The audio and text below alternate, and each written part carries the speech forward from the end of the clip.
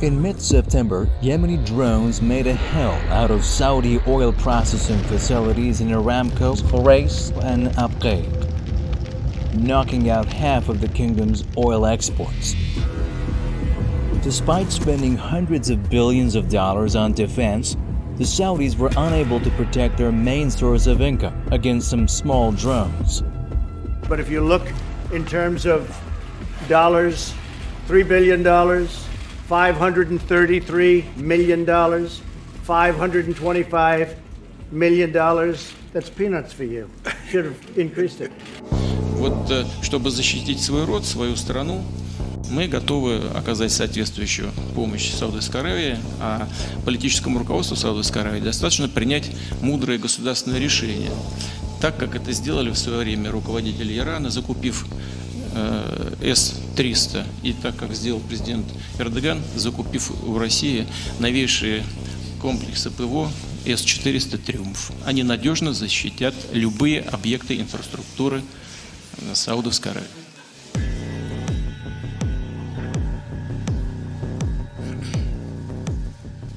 The fact is, a series of military failures and political humiliations over the past few years have gradually plunged the future of the oil-rich kingdom into a great deal of uncertainty, and in consequence, the image of its future king has been tarnished, an issue that can be a source of chaos for the House of Saud and the kingdom as a whole. Aramco is a global supplier. 10% of the global supply comes from Aramco.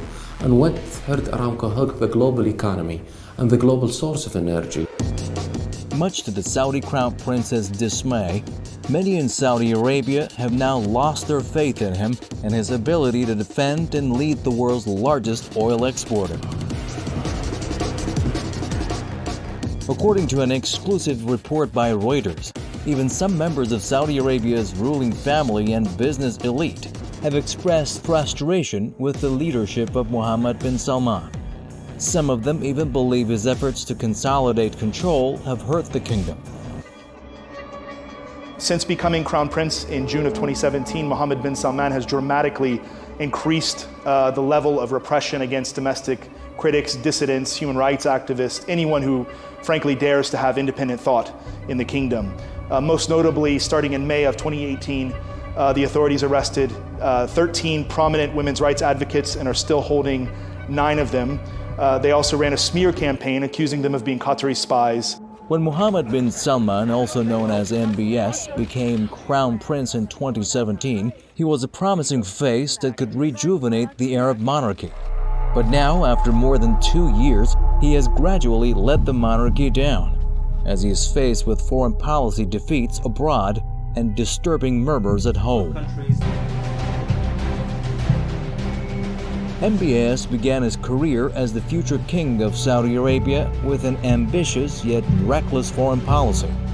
He pushed the U.S. President Donald Trump to put maximum pressure on Iran, hoping for what they call a regime change in Iran. He also spearheaded the war on Yemen and orchestrated a total blockade against rival Qatar. In each and every one of them, bin Salman has failed to reach his desired goals.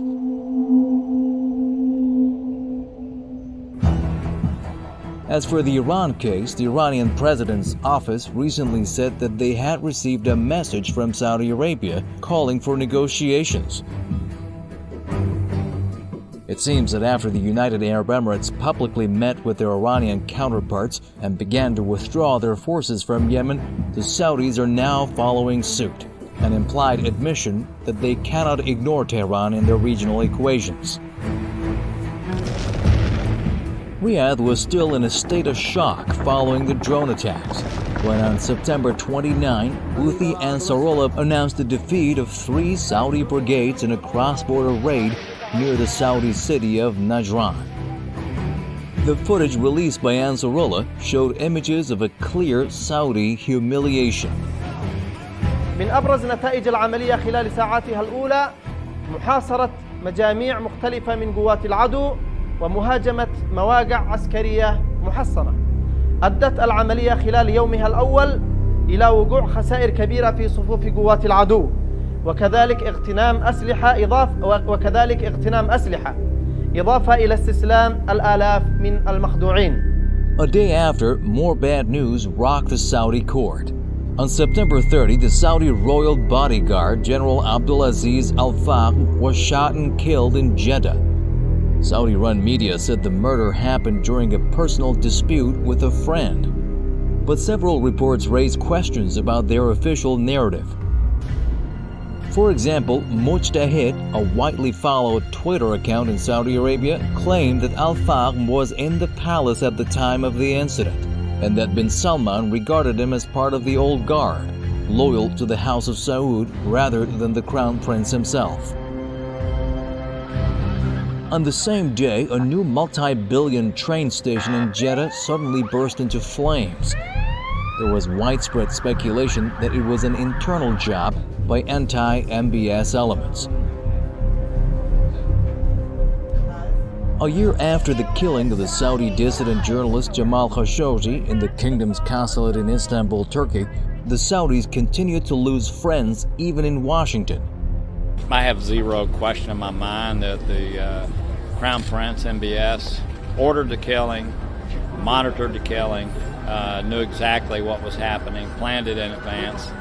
If he was in front of a jury, he would be convicted in 30 minutes, guilty. I've started with the assumption that, and I believe this, that the leadership in Saudi Arabia, however you defined it, either gave the order or knew about it. That's not unique to the Middle East.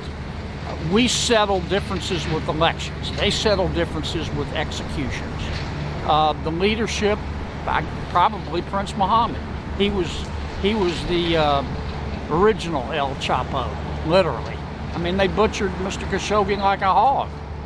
And we need to condemn that in the strongest possible terms.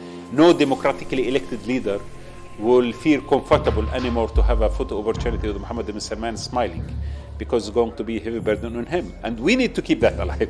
We need to keep that pressure, not to allow politicians to do business as usual with the Saudis because of any justification, including, of course, an economic interest or the pretext of keeping the links with Mohammed bin Salman in order to try to push him here and there. These are pretexts that do not work. In addition, a bipartisan group of American senators is now mounting the pressure on Saudi Arabia over the war in Yemen, which has killed thousands and put millions of Yemenis in need of humanitarian aid. We're so proud of the bipartisan support, bicameral legislation that we will sending him to advance a peaceful, enduring solution to a horrific humanitarian crisis. Thank you again for this important step and shining a spotlight on what's happening in Yemen. With Crown Prince Mohammed bin Salman turning out as a false dawn, rumors have it that some royals now view Prince Ahmad bin Abdulaziz, King Salman's only surviving full brother, as a possible alternative to be the next Saudi king who would have support of family members, the security apparatus, and Western powers. Although this might not happen, such rumors are indicative of deep tensions inside the royal family. And with bad things constantly happening at home and abroad for the kingdom, it seems that Saudi Arabia is on the verge of some important changes, if not a total breakdown.